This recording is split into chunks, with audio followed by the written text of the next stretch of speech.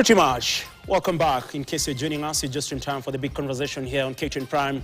And tonight we're asking whether Kenya is ready for another pandemic economically. Remember, it is 6 years since the COVID-19 pandemic that, of course, saw the country facing various challenges economically speaking.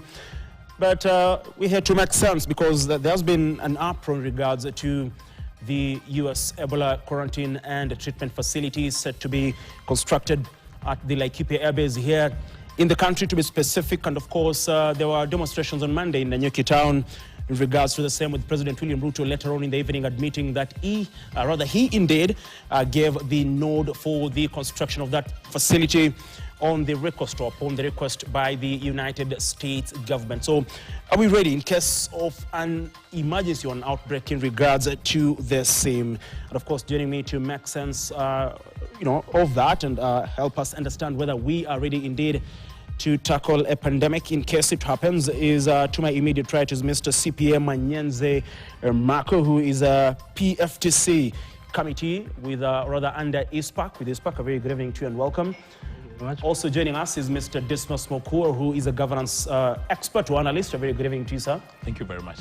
Also joining us this particular evening is Mr. Karaya Mokwaya, member of the Public Finance and Tax Committee with ISPAC. Very good evening to you. Good evening, thank you. Thank you very much for making time. Now, lastly is Mr. Victor Otieno, the managing director at VIFA. Very good evening to you, sir. Good evening. Let me begin with you, just to make sense of this conversation. First of all, what do you make of the decision by the government to, of course, accept the request by the United States to set up a quarantine facility in Kenya? I think we also need to look at it, the conversation from a long perspective or bird's eye perspective. For a long time, we have seen that the public health ecosystem in Kenya has been, to a large degree, supported by the United States. Remember, even when President Trump pulled resources in terms of USAID, we saw the first sector that really was up in arms was the health sector. So I think it's a question of extending good faith in terms of supporting your neighbor when they need. But again, from a risk perspective, I think Kenyans are right to question why we are setting that up, given that it's a very deadly disease. I think it's just a valid concern that has to be addressed systematically.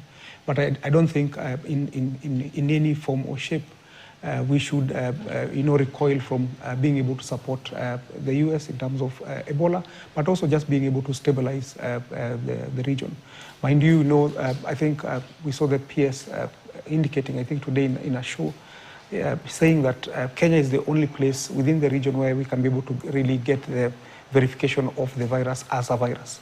So having that facility within the country also helps to create that stability within the region. Of course, and I'll give you gentlemen under a minute each to give me your views in regards to that. But even as we do, on tomorrow's edition of the Standard, on the front page, they say take them home. And of course, this is in regards to the setting up of this particular facility, with our concerns not being raised just here in the country, but also abroad. Of course, the President of the United States, that is Donald Trump, under sharp scrutiny from former CDC officials, and of course infectious disease physicians in regards to the sending Americans to Kenya to get treatment in regards to the Ebola disease. And of course they say that that is a dangerous break from long-standing medical practice. Mr. Mukaya, do you agree that we should be extending good faith to the United States by accepting that we set up a facility here in the country, regardless of the risks that is attributed to? Thank you very much, and a very good evening to our viewers. We have an obligation to the international community for cooperation, but I don't think it has to be at the detriment of the health situation in the country. And I do think that as a country, including quite recently, we've faced quite a number of disasters. And one thing that has been quite clear is that our preparedness to deal with disasters is not the best. Okay. We are not quite prepared. We do not have a very agile response team. Neither do we have resources that can be able to deal with a pandemic, especially if it scales up quite fast. Look at, for instance, when we had the flood situation in the country a few months ago. Look at times when we've had cases that require emergency response. We are not the best in dealing with anything that is in big scale. And therefore, I do think even as we have to entertain cooperation with the international community and other countries, including the US, we ought to be selfish enough to look inwardly and do a proper assessment of our capacity and capability, and not create a scenario that we might not get ourselves out of in the event things go south. And for me, how I look at this is we might not be in that position to extend support that we can be able to deal with if things were to go south. Fair enough. Mr. Makua, what do you make of that decision? Briefly. Well, I'm going to look at it from the concept of globalization of markets and production. And Kenya is said to be an anchor state. And in my view, I would be among the first supporters to embrace this position, that we need to develop this facility somewhere in Nanyuki for several reasons. That in the region, Kenya's got superior medical facilities in terms of the physical infrastructure and the human capital. In fact, a few days ago, President Ruto gave a charter to Cambridge. It's now going to be offering postgraduate studies. So in my view, this offers Kenya a unique opportunity to grow and develop capacity for this kind of conditions. During COVID time, because of Kenya's superior physical infrastructure and human capital and location within the region, when the UN wanted to develop a specialized facility for COVID, they found a partner in Kenya, the Nairobi Hospital, and they put up a very superior facility. And at this time, if the United States is able to give financial resources, by all means, let's develop that capacity within Kenya, but ensure that we take care of all the risks. So one expects that the few officers at the National Treasury as well as the Ministry of Health have sat down to do a risk analysis so that they're able to manage all expectations. There's no way you can claim to be a leader in medical tourism in the region, yet you fear to take care of Ebola. And I suspect the human capital we have, look at all these universities, they can come up with a risk management measure to ensure that even if you get patients from DRC, it does not affect Kenyans. Mr. Makua, but even as we do that, apart from that facility, if in case we have some Ebola outbreak in the country today, is our health system ready to accommodate any risks or any outbreak that might come with that decision, if at all it was to happen? I came across a soundbite from President Ruto indicating that you've got 23 facilities ready for such kind of an eventuality. And if you look at DRC, Kenya's got a lot of interest in DRC. You've got Kenyan banks, KCB, there's Equity, there's Kenya Airways, and there are many Kenyans working in Goma. So what happens to Kenyans who fall ill in Goma? Where do they go? They'll come to Kenya to some facilities. The danger with this conversation is that a majority of Kenyans are not able to separate facts from emotion, and then they've got their biases. You know, this administration suffers from a trust deficit. So even when the president says this is a good thing for Kenya, majority of Kenyans will not believe. I mean, there's this saying that in the course of the day, if the president says the sky is blue, about 50% of Kenyans will go outside to go and check whether it's actually blue. So what has happened under the circumstance today is a very poor communication. How is it that Kenyans go to learn about this thing from a publication in the US? What happened to the Kenyan media, and what happened to the relevant officers? Why were they not proactive? You know, if they were proactive, they would have managed the story. But it comes from an investigative piece from the New York Times. And then because people have got their biases and you introduce in politics, then everything gets poisoned. But in principle, but let's have this facility in Kenya. But we have, healthcare systems. We have a struggling healthcare system. We have hospitals that are facing congestion. We have, several issues to address.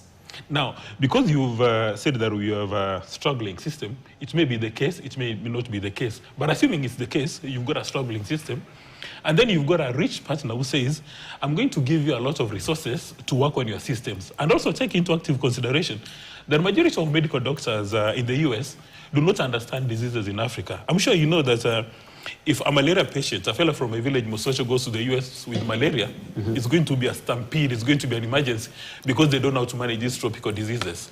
But I'm sure Kenya can work with DRC and Uganda, who've got very good experience in managing this condition, and we make Kenya shine. You know, you remember there's a gentleman called Rahm Emanuel, who used to be Clinton's chief of staff, who said, never let a crisis go into West. So Kenyans must take advantage of this crisis. Fair enough. Let me come to you, CP Manyanze. From where you sit, even as you give me your views in regards to the setting up of this particular facility, have we recovered from the aftershocks or after effects of COVID-19 to begin with? Yeah, thank you very much, Ian. Just to pick up from Dismas has talked about, I think these players of taking advantage of a situation where, of course, we get support to develop our health infrastructure. And it's really an opportunity that, as a government, even if I was part of it, part of government, I would not let it go to waste. But the concern is at what cost? Definitely, of course, you also need to look at the dynamics of how do we manage to control the spread of this particular disease, if in the event that it happens. Remember, we're working with an eventuality, with an if, a possibility. Okay, there is a possibility it might get here. There is a possibility it might not. Are we together? Okay. So then, what does this facility then mean for us as a nation in our health infrastructure bit? How does it help us to continue providing affordable health care to our people? Secondly, to the question of the aftershocks of COVID, of course, when you go back to 2019, are we fully recovered as a nation? Well, I would say yes and no. Yes, why? Because when you look at the impact, the major sectors that were impacted by COVID back then, they have rebounded. Look at tourism, what exactly has happened there. Very low numbers in 2020. Currently, we are talking about almost 2.5 million visitors in Kenya. When you talk about, again, the education sector, remember during COVID, schools were closed for almost, 2 terms, almost 9 months. And then the multiplier effect of that particular closure, of that pandemic back then, you're looking at the suppliers to these schools, you're looking at the entire ecosystem around the education sector. That had a huge impact. That, again, has recovered. But I would also ask then, are we ready for another pandemic, really, as a nation? Are we prepared for this one in the eventuality that it happens? It is a question that I think, learning from the lessons of COVID-19, the preparedness that we had, and those lessons that, again, as a government and the measures that the government took, we would be prepared to face this pandemic in the event that it happens. Yeah. Fair enough. Let me come back to you, Mr. Victor. And you know, looking back, even during the COVID-19 times, most of the affected businesses were the SMEs, and you know, if even those that survived reported revenues of you know, up to only a 2/3 of the revenues that they had before the pandemic. So from where you sit today, can SMEs survive if at all we were to have any pandemic or probably a lockdown here in the country? I think Kenyan SMEs have proved to be quite resilient. This is not the first shock, and I don't think it's going to be the last one. Remember, we've had successive droughts, you know, in the country, which has been able to affect the economy. So I think largely the SMEs struggle because over 75% of MSMEs in Kenya are in a sector called wholesale retail. So these are sectors that require foot traffic. So think of your average guy who's buying camera shots in Kikomba and coming to sell in the estate. So it means that if there's a potential lockdown, it means that possibly no one is coming to their stall, no one is coming to their shop. So I think largely this is where we see a challenge. Mm-hmm. The second area is whenever there is a lockdown or some restriction of sorts, it means that people who are employed are not moving. Either if they're not moving, they're either on half salary or their jobs are taken away. So it means that disposable income becomes a major issue. Again, these are the customers who go to buy nyanyas, who go to buy kitungu towards MSMEs. So it is always, SMEs in Kenya are always the first to be impacted. And we really feel it as an economy, because if you look at the contribution of MSMEs to GDP, 33%, over 17 million young people who are employed in the sector. So of course, I think here the call to government is to be vigilant, not to just sit. Just like we were caught off guard with COVID, I think this one we can be able to build scenarios, map out vulnerable groups, whether they're SMEs, whether they're women, whether they're persons with disabilities, and see then how do we ensure that we give them a safety net in case we have this particular Ebola phenomena that we face. But also we've seen that we've seen announcement from the global north that we are going to experience El Nino. So it's not just Ebola, but we're also seeing El Nino coming, estimated 90% probability taking place between July to December. So again, because we already have this information now, we have Ebola, we can, maybe as government, can be able to build scenarios, map out vulnerable communities, vulnerable people, and then start developing plans around it. So okay. I'm sure we are struggling as an economy in terms of physical space, but then how can we be able to reallocate resources to ensure that then we're able to direct it to vulnerable groups, majorly MSMEs, women, persons with disability, etc. Maybe just to the first point around whether we should be able to host the facility or not, I think there's an opportunity that is there. Plan A is we could sit and say, let's remove the facilities, let Ebola come naturally, and we'll deal with that. Plan B is we have a partner who's bringing resources, and could be an opportunity for us to be able to build our capacity as a health ecosystem, ensuring that there is technology transfer, so that we're not just having a center that is run by the US. It is a center that is located in Kenya, and there is collaboration, so that if there is any technology that is being developed in managing this disease, it remains in Kenya. We should be able to see, we should be able to be having conversations around vaccines. So if there is a potential vaccine that is to be created for Ebola, can that IP also sit in Kenya, developing a vaccine that would be able to not only help Kenyans, but also it can give us economic dividends. Fair enough. Of course, even as we talk about the construction of that facility, the 1.7 billion, the biggest concern is also about accountability of these funds. But I want to come to Mr. Mokaya, but we'll be taking a brief breather before you give me your views. But when we come back, because I was looking at the statistics or data from the Kenya National Bureau of Statistics between June 2020 and June 2021, and in terms of numbers, 8%, Kenyans paid 8% more on food and beverages. They also paid 14% more on transport, as well as 4% more for water, electricity, and housing. And of course, at that time, by September 2021, the inflation rate had hit a 23-month high, being at 6.91%. So the question would be: have we, as a country, built enough, economic resilience, or have proper measures in place to avoid such situations in case there was an outbreak? But I'll give you a chance to respond to that once we come back from this short brief breather. Do stay with us.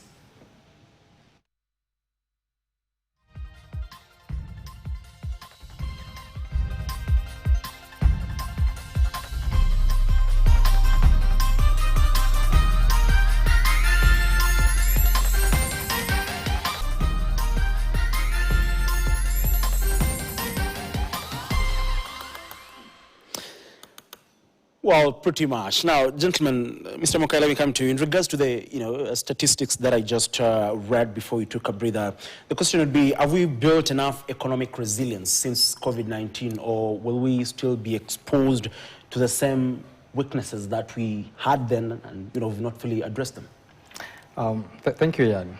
Allow me to just go a step back and address the proposal that, or rather the comment my brother made about us appreciating that US is our big brother, and that of course we appreciate the support extended to Kenya.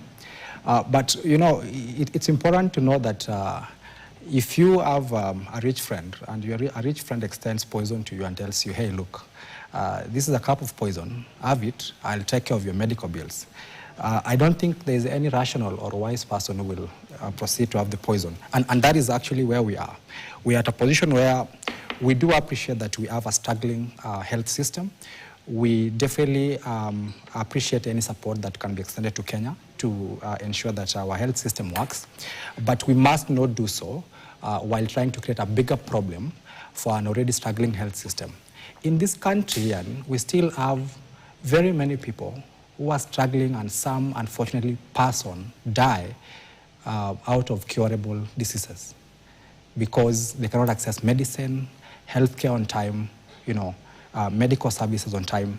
And they are, inviting a monster in the realm of Ebola because we have been given a promise here, or we have been given some funds from the US. In my view, it's actually putting the entire country at stake. Now, let me address the aspect of whether Kenya has developed resilience. Should there be an outbreak and we have to put in measures to contain the spread of Ebola. This country, we have about 60% of employment opportunities within the MSME sector, the micro, small, and medium enterprises. If today we have an outbreak, more than 80% of that sector will be shut down. My brother here did name the key players in that sector. Think about the Mama Mboga, think about the transport sector, the Matatu sector. Think about the guys who supply various products and commodities to schools. Think about the guys in the Mitumba sector. Think about our Juakali sector. That is our economy. It runs this economy. It accounts for majority of our GDP. It employs majority of Kenyans. In the event of an outbreak, then one of the ways to contain the outbreak is definitely calling for a lockdown, right? And this sector will be closed down. Livelihoods will be lost. So do we have economic resilience in the event of that, of an outbreak, and those measures are put in place? No, we don't.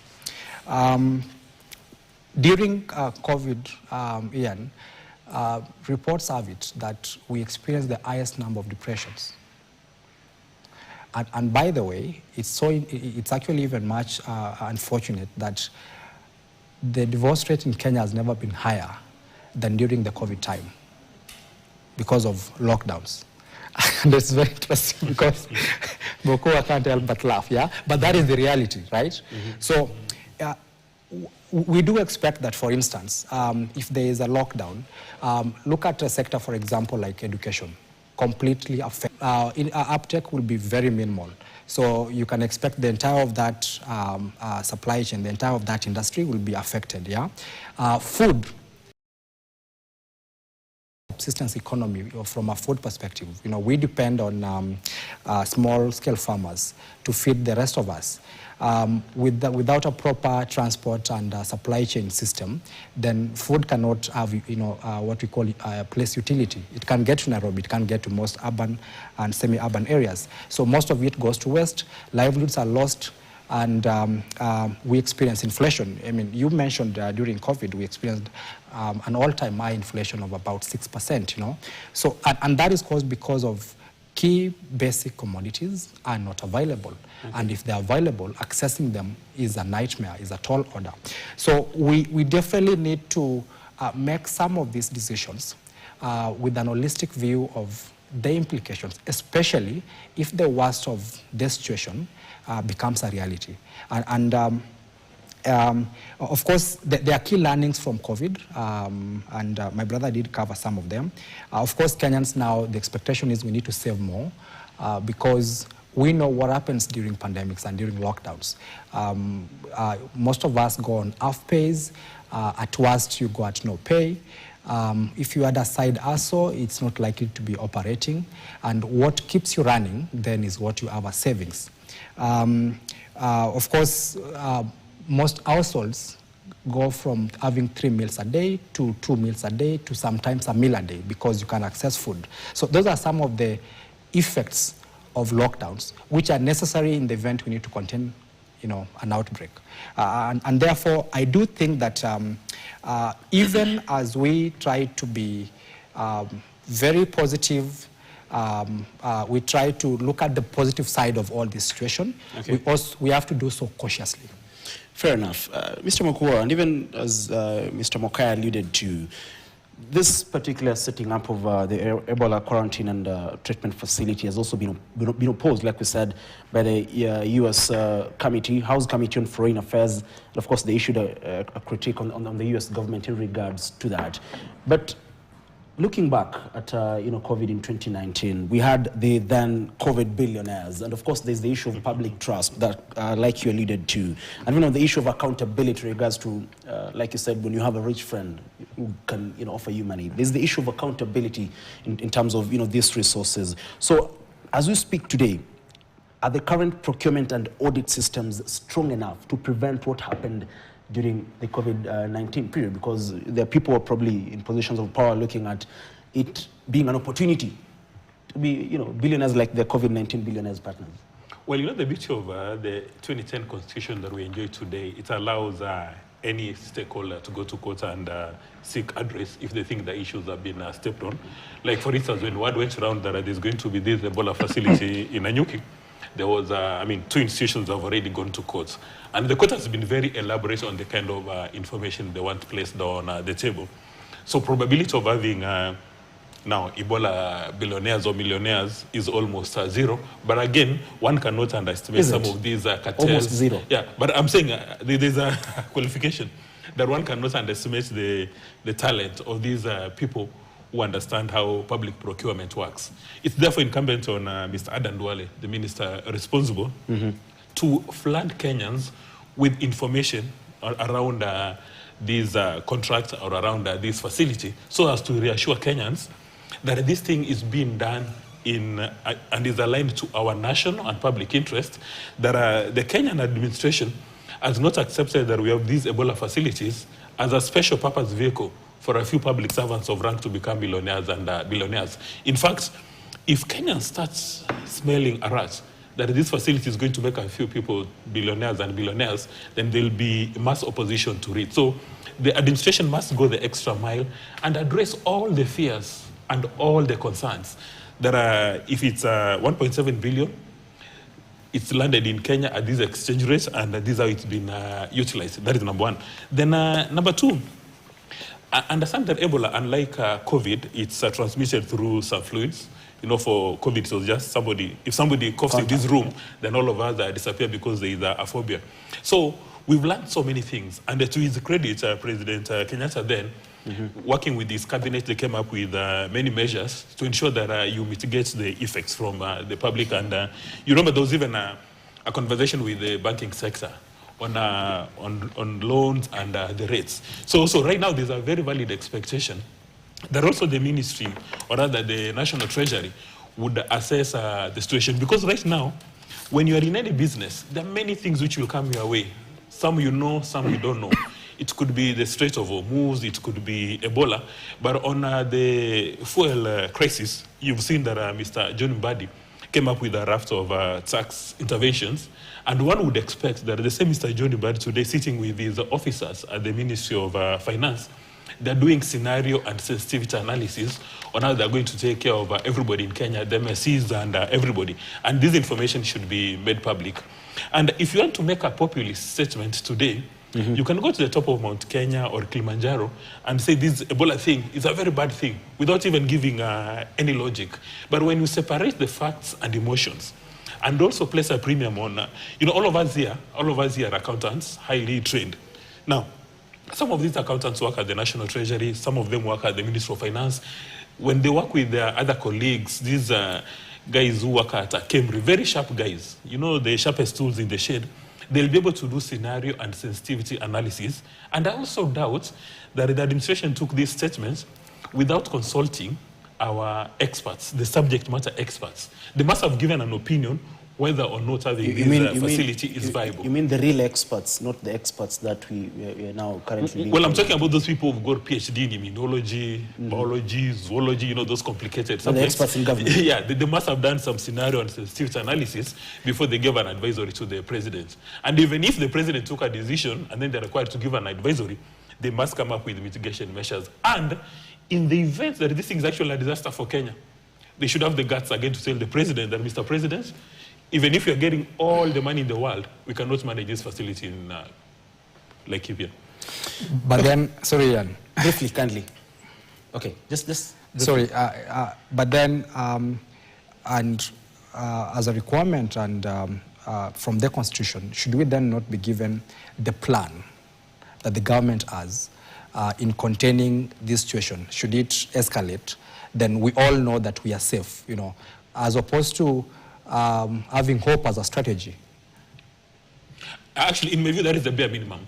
Making this information public, because right now, about 40% of Kenya's comfort level has been compromised. So the Minister for Health must make all the information public to increase individual and cumulative comfort level, so that every person goes to bed knowing that with the Americans in Laikipia, we are safe. Fair enough. When you talk about making these documents public, will it really happen? Because we've seen instances where, even in regards to, for example, the SGR construction, when the president was campaigning, he said, all this will be made public. But up to today, nothing has been made public. So can we really say the government will and can, or has that initiative to make sure that the documents are public? I remember the first person who made the statement, who said the statement, or rather the contract was going to be made public, was then President Kenyatta, and he made the commitment to... The question, I think, was posed by Mr. Eric Latif. It's never been made public. But right now, you've got a pending matter in court. Any interested Kenyan can register as an interested party and say, Mr. President, before we make progress, there must be full disclosure of material information. And that one is not simply to serve our interest, but actually to serve the president's interest, because when you disclose all material information, then you increase our comfort levels. Nobody will go to the streets to do a demonstration. Fair enough. Even as I come to CPA here, of course, again, when you talk about the courts, Mr. Makua, the same administration that we have today has been on the spot in regards to obeying court orders. So the question is, will it? But let me come to CPA. Kenya's debt to GDP ratio is, of course, higher now than it was in 2020 when we had COVID-19. If there was another pandemic and probably there's, let's say, a 10 or 15 to 20 drop in revenue, is our fiscal space good enough to ensure that we can provide, we can give remedies, be it cash transfers or any other remedy that the government might, think of to cushion Kenyans from the effects of a pandemic? Thank you, Ian. And I think the regard to that, of course, our fiscal space have been thinning over time. It has been reducing over time, because when you look at our revenue to debt and the government expenditure that we have, of course, there is a very, very little space that the government has to wiggle around. And that is why we have seen even recently that the government cannot really subsidize fuel, for instance, simply because, and reduce VAT on fuel, simply because we are looking at the revenue that will be lost. Where will the country be in that particular aspect? But I would also look back at the measures that the government took back in 2020 to try and cushion Kenyans in terms of the effects of COVID-19. We had a reduction of VAT from 16 to 14%. What did that again mean to households in this particular country? It means that the cost of the goods that the consumption and the goods that they were buying had reduced by, we can look at 2% as a small amount, but the multiplier effect of that was huge to households. We had a reduction of pay-as-you-earn or individual income taxes from 30% then to 25%. What does that again do to households and incomes? It increases your disposable income. It increases your disposable income, meaning that you have more to spend. Even though you have gotten a hit when, again, businesses reduce their workforce, or maybe you have instances where you take a pay cut because, again, of constrained cash flows, then, again, you have a legroom to, again, because the government has reduced taxes, you have more to consume. Now, in terms of businesses, again, the support that the government did in that particular point in time, it also provided a platform where businesses would access their VAT refunds in a more efficient manner, where, again, what does this then unlock to manufacturers and businesses? Cash flow for businesses, okay? Then when you look at the measures that the central bank again took then in reducing the central bank rate from, I think it was around 10% to almost 7%, then you're pushing liquidity into the economy, meaning that I have more cash. There's more money in the economy for consumers and for Kenyans, either to borrow or to spend in terms of this particular challenge. But in terms of when you look at the challenges that micro and small businesses experienced back in 2020, of course, the biggest one was depressed sales, okay? Lack of how do I reach out to my customers back then. And that is when you saw then a high, speed in adoption of online sales, digital marketing, resilience, just trying to adapt to a new normal. How do I reach my customers? I can sell to them online. I can deliver to them online. I can be paid, okay, through online methods in this particular instance. So again, that resilience is what has given this economy that particular bit on relativity to continue standing even at this particular point. Access to credit, I think I've mentioned that one because, again, for SMEs, access to credit is one of the biggest challenges that they face because they depend on what we call daily cash flows, okay?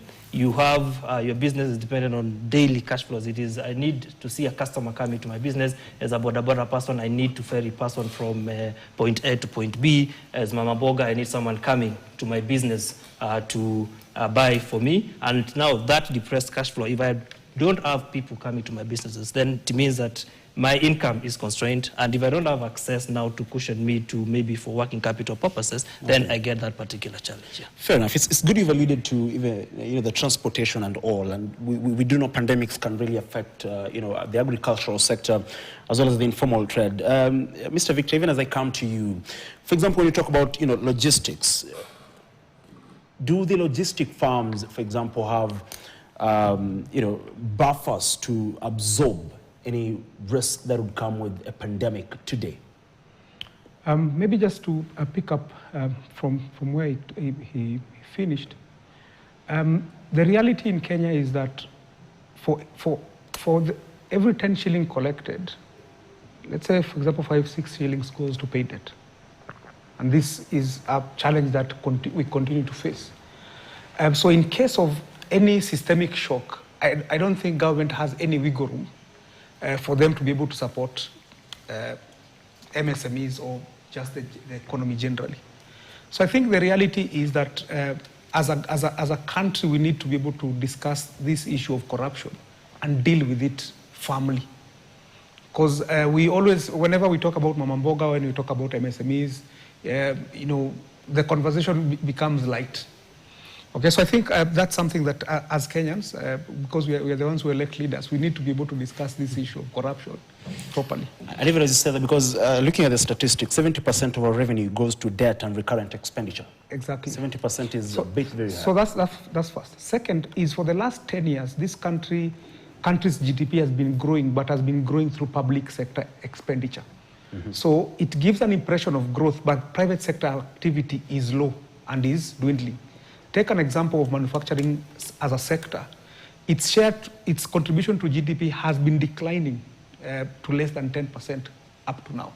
So if you are serious as a country that you want to develop, and we are completely crippling the manufacturing sector, if you talk about a pandemic or resilience, which sector would you build? Because what we need to be doing to our SMEs is transferring them from wholesale retail to manufacturing, because that's where you get sustainable jobs. Agribusiness, where you do value addition.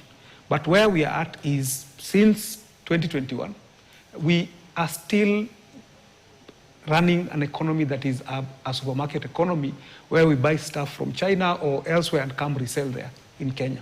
So we still are remaining in a rut. So even if you're to take a sector such as transport, for me, the question is, which sector contributes the biggest in terms of employment, in terms of GDP contribution? We still are stuck at wholesale retail. So I think we still have a challenge. So if government was to be able to prepare for a pandemic or a shock of sorts, I think the issue of giving cash transfers, grants and stuff is almost impossible to happen. So the question is, what option do we have? The option that we have is reducing the cost of doing business in Kenya. We were having a conversation the other day around number of licenses within manufacturing sector. And I can't remember which sector, which vertical that the CAM report was alluding to. But we find that one sector within manufacture requires 53 licenses.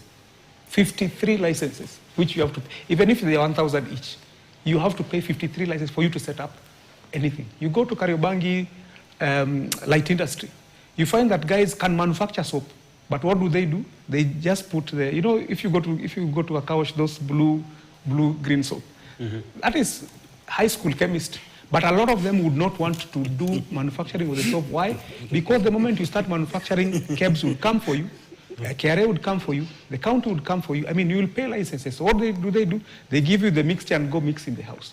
So we need to be very serious as a country to look at MSMEs and reduce the cost of doing business. So that then people are not entering into sectors that have low barriers to entry of buying camera, tomatoes and stuff, so that we can be able to now shift our young people towards either manufacturing by reducing the cost, or agribusiness, so that we are starting to export to other countries. We continue to export the same things for the last 10 years. We export tea, coffee, cut flowers. It is always the same thing. We need to be able to think differently. And I think cost of doing business is where we should start as a government, then possibly look at other options in terms of supporting our SME.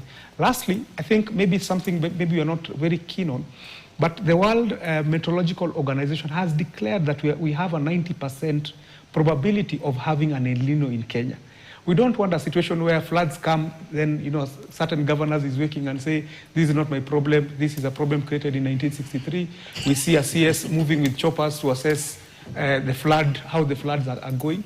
I think we need to be very serious and start planning for an El Nino, knowing that we have vulnerable households in flood-prone areas. We have MSMEs in Kibandas across the city. We need to start planning for them and having plans to ensure that we're able to support them in case. No, just briefly, in under a minute, now that you've talked about, you know, the El Nino and floods and all, since the, you know, floods that we had, you know, here in the country that saw quite a number of Kenyans lose their lives, sadly.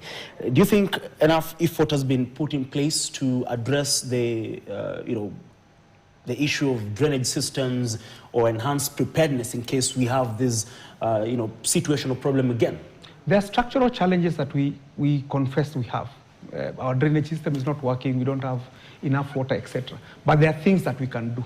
Mm-hmm. We can be able to map out vulnerable groups, either in peri-urban areas. We can be able to go to ASAL areas where we know, you know, I remember in Budalange, they we used to have that lady who would always, every year would come and say, Serikali saidia, Serikali. I mean, we can be able to map out, and we have technology that we have that is there, whether it's Earth observation, whether it is AI, we can be able to map out some of these vulnerable people and just figure out a plan of sorts, even if it's moving them temporarily so that we don't have unnecessary deaths, etc. And then, of course, as whole of government, see how can we be able to reallocate resources. Because I guarantee you, in case there's a flood, you will see choppers flying with different people, CSS and PSS, moving around.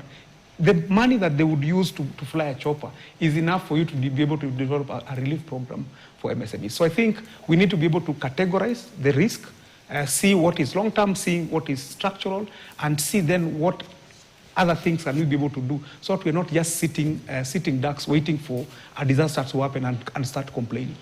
Fair enough. Mr. Monkaivan, as I come to you, because we're running out of time, he has, you know, alluded to the issue of medium, small, you know, enterprises, and you know they contribute quite a good percentage when it comes to jobs even being created. Because looking at the statistics, even during the COVID-19 pandemic, by that time SMEs, you know, contributed around 30% of jobs annually.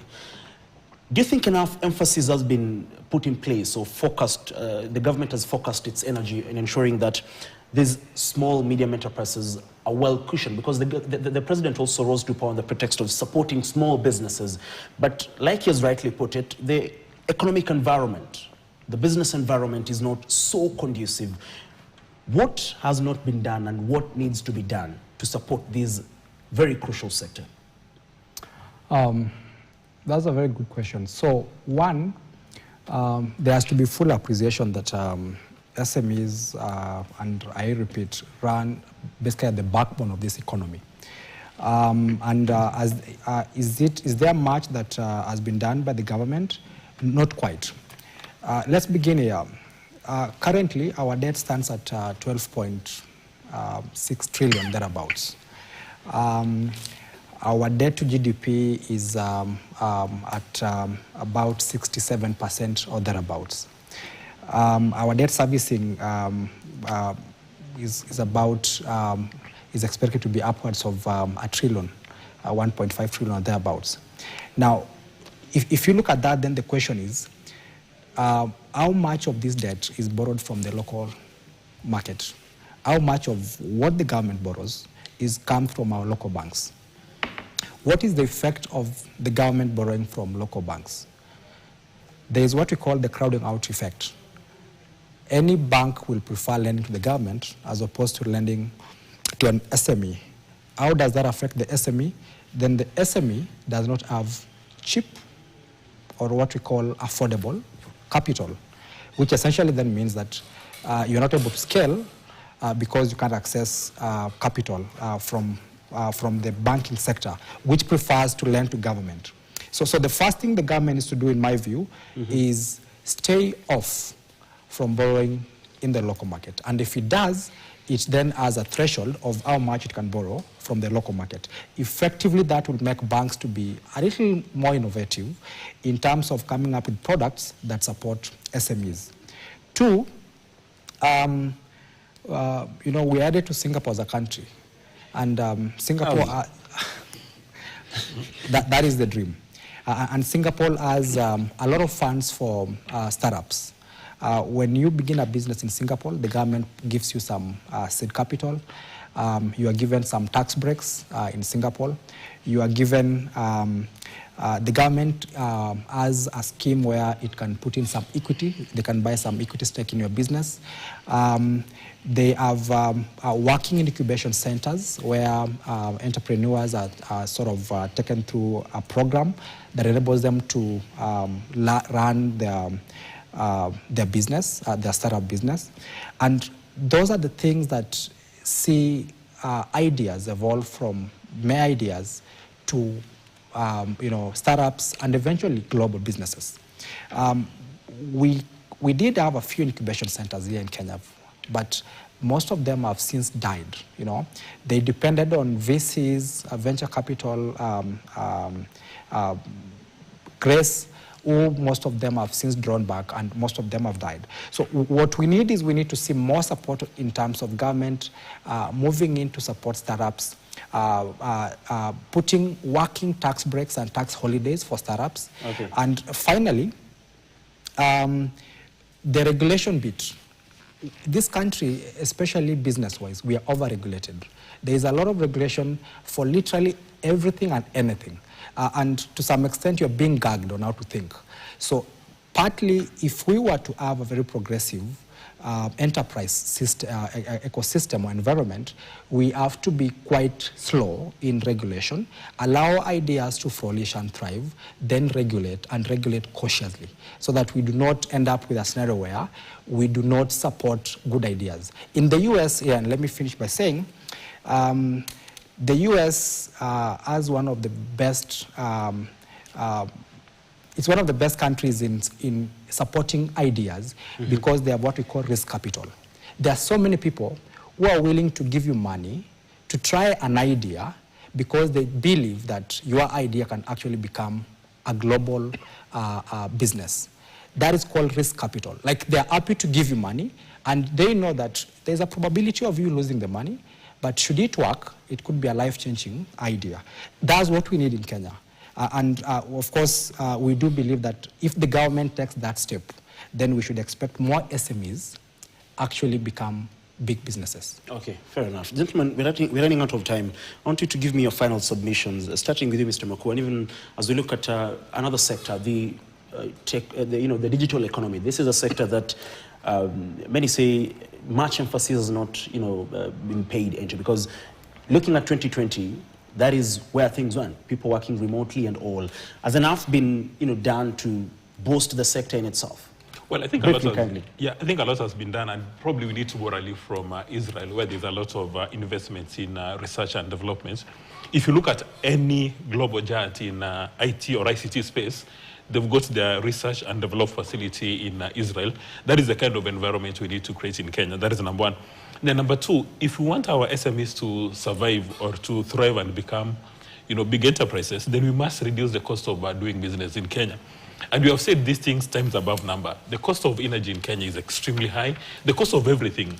I mean, one wonders why the cost of doing business, the cost of power in Zimbabwe, and we're talking about Zimbabwe, that it's actually cheaper than Kenya or even in Egypt. So for us to thrive, we must reduce the cost of doing business and position Kenya as a low-cost destination for all these multinationals. So whether you're talking about your high school chemistry or 1963, the solution here becomes, and we are going to say this till elections, we must elect leaders who have got capacity, competence, and character.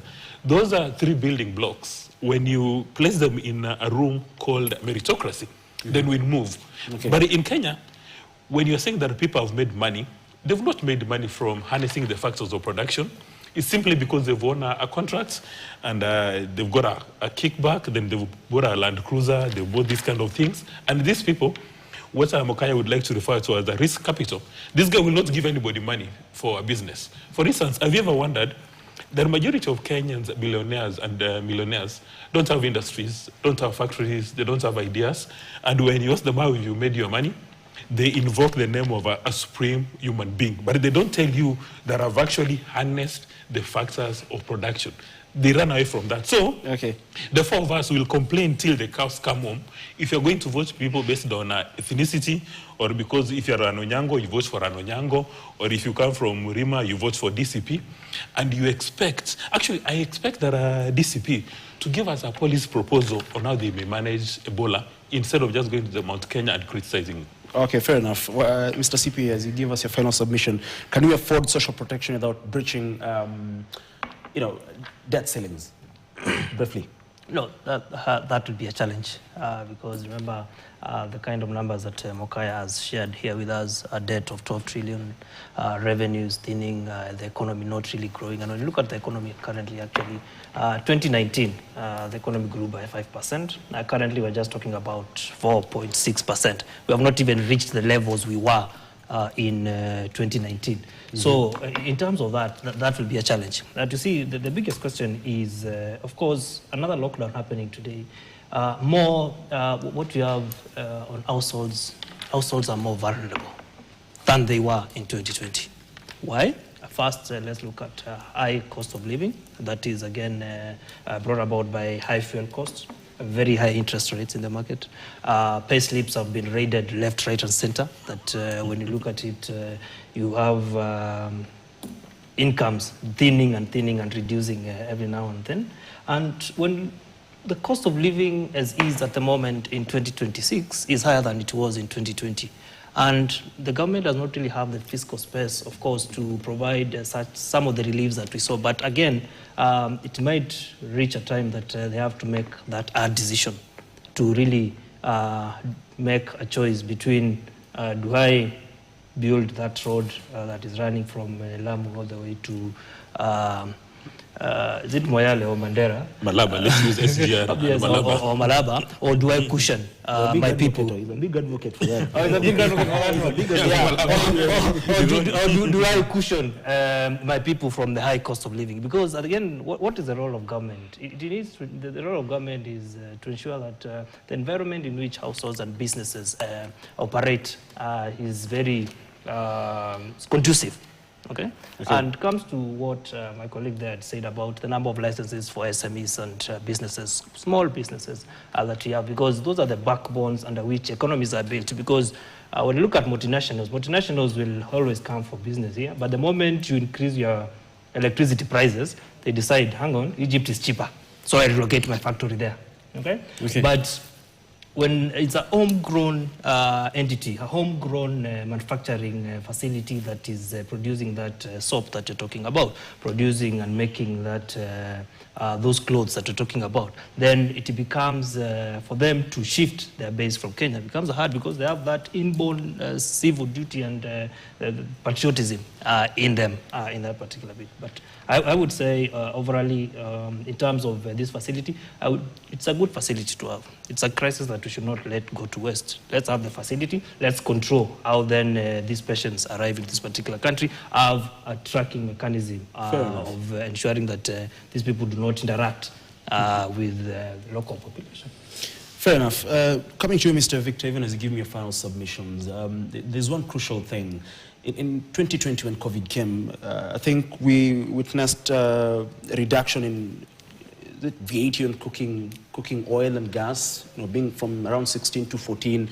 But again, they were taken back to 16 somewhere around September of 2020, 2021. I mean, is that time enough for businesses to, recover? Is that time enough, or should we extend the time such that when we, for example, give tax relief, there's a certain time that we need to look at before we revert back to, the normal out of business? I think our position then, even when the previous administration was giving the relief package, our position was that the relief package missed the MSME sector. Because when you say MSMEs and they're informal, they don't run payroll. So when you are giving a relief on pay, they're not there. If you are giving a relief on corporate tax, they're not there. So I think largely those programs targeted the formal sector, and the informal sector outside of VAT still were struggling. The big challenge that we have as a country is we don't have data. The last MSME data that we have is 2016. So when we hear of 7.4 million SMEs and all these figures, this is 2016 data. So you can't make decision in 2026 using 2016 data. 10 years later. 10 years later. But just for me, I think in terms of parting shot, like I said, it's just government focusing on ease of doing business. Physical space in terms of giving programs, relief programs to SMEs, I think that is not a reality that we can be able to look at. Focus on ease of doing business, reduce number of licenses. In case of counties, unify the permits, make it online, make it easy for MSMEs to be able to trade. Number two is, as you mentioned, innovation. Kenya is the hotbed of innovation. One of the easiest things that government can do is just use our local young people to help in digitization. We've seen that as a good case of Muranga, where automation around revenue collection, health systems is done by local people. Why should we get a big tech to come solve for us local solutions? And the budgets are already there. So I think having an AGPO of sorts that can be able to support young people, I think, is going to be important. We need to see an El Nino resilience plan. For me, the bias would be on MSMEs and startups. In case an El Nino hits, how are we going to cushion our people? Okay. Lastly is around Ebola, the facility. Given that it's already there and it's not moving, we should be able to have conversation around technology transfer. We should be able to talk about IP in terms of vaccines. We should be able to see how then can we be able to employ our doctors who are already qualified and are looking for jobs. This is an opportunity for us to be able to incorporate them and for them to be able to get a few coins, even if it's for a few years. They can be able to do something in their villages. Thank you. Fair enough. Mr. Makai, because of time, your final submissions, kindly. I've seen you noted down a few things. Yes. Yeah, so allow me to sum, in my own view, what ails this country. What ails our country is corruption. We have corruption in levels that are just unimaginable.